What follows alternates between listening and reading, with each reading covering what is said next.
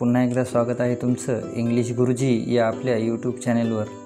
आज आपण बघणार आहोत इयत्ता 6वीच्या इंग्लिश विषयातील unit 2.2 the lion, the man and the statue, म्हणजे सिंह, माणूस आणि एक पुतळा। तर बघा, चला मग सुरू करूयात आपली गोष्ट। The lion, the man and the statue.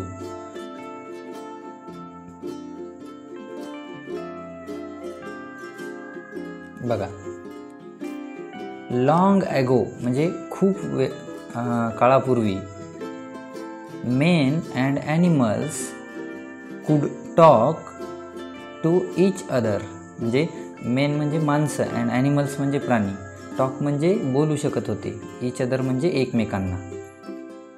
Once a man, एकदा एक माणूस, and a lion got talking, म्हणजे एकमेकांसोबत बोलत होते। The lion was very proud of his strength, म्हणजे लॉयन कसा होता? व्हेरी प्राऊड, प्राऊड म्हणजे त्याला अभिमान होता, कशाचा? हिज स्ट्रेंथ म्हणजे त्याच्या ताकदीचा। I am the king of beasts, beasts म्हणजे राक्षस एवढाली व्यक्ती किंवा माणसं किंवा महाभयंकर अशा गोष्टी, आणि त्या सगळ्यांचा काय आहे? मी किंग आहे। I am stronger than any man, म्हणजे कोणत्याही माणसापेक्षा मी कसा आहे? स्ट्रॉंगर म्हणजे शक्तिमान आहे। That is why men fear me, त्यामुळे माणसं काय होतात? मला घाबरतात।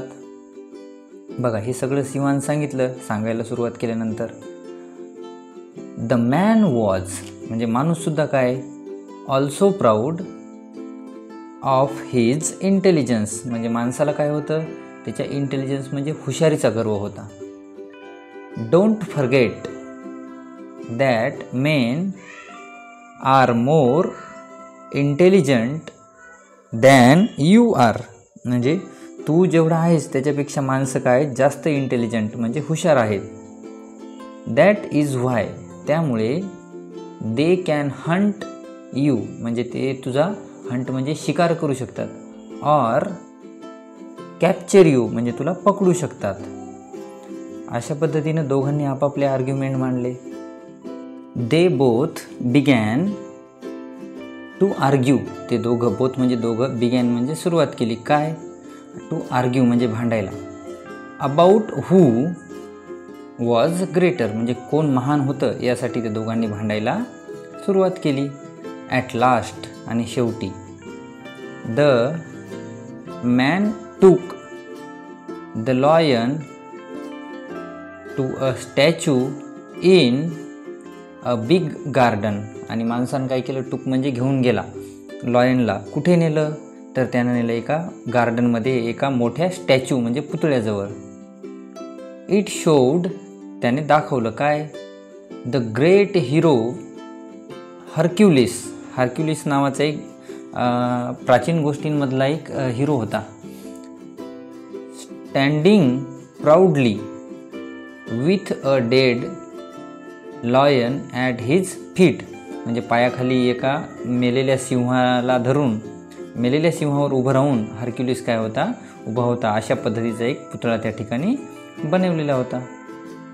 सी म्हणजे बघ, धिस स्टॅच्यू प्रूव्ज दॅट, प्रूव्ज दॅट म्हणजे सिद्ध करतो, काय सिद्ध करतो?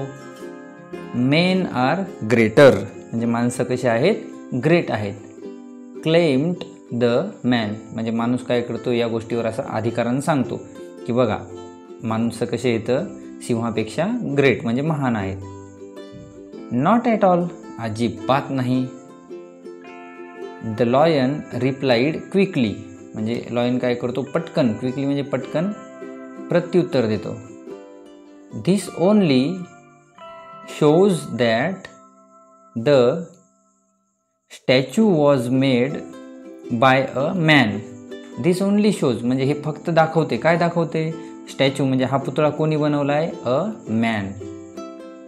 इफ लॉयन मेड स्टॅच्यूज, म्हणजे जर लॉयन म्हणजे सिंहानं जर स्टॅच्यू बनवले असते, दे wood show the lion standing and the man lying dead under his pause.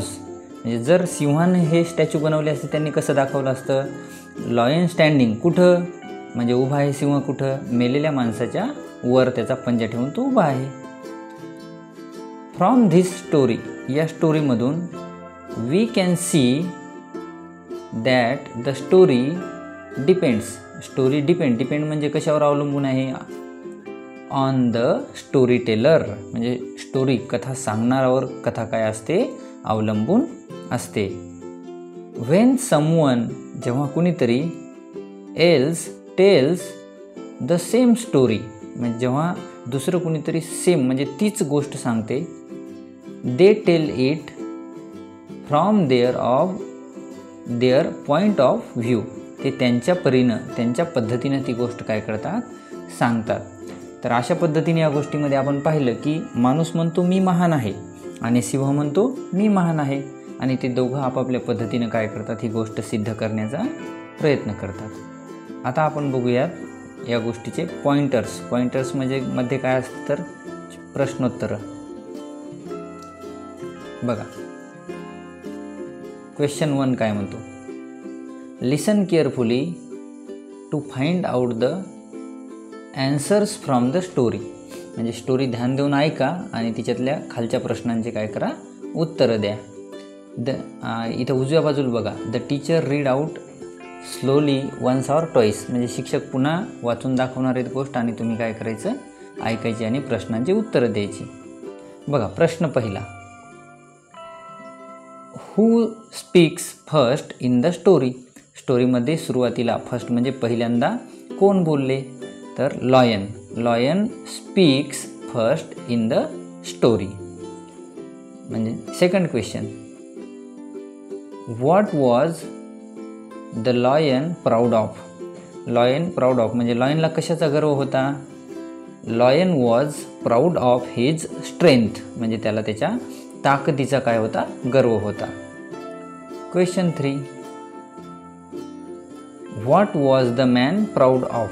Man म्हणजे माणसाला कशाचा गर्व होता, the man was proud of his intelligence. म्हणजे त्याला त्याच्या बुद्धिमत्तेचा काय होता गर्व होता.